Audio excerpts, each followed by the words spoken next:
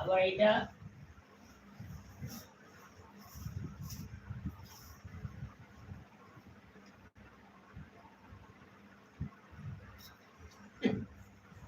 চোখে জল এলে হবে রাখি ভাই, মনটা শক্ত করতে হবে, মনের মধ্যে জোশ রাখতে হবে, তবে কিছু করা যাবে, বুঝলেন?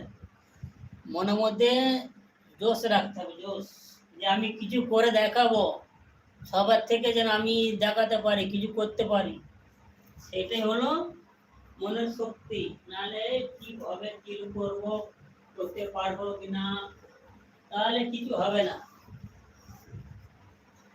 মনের মধ্যে ট্যালেন্ট রাখতে হবে, যে আমি এই সময়ের মধ্যে এই কাজটা করব বা করে দেখাবো, সেইটাই হবে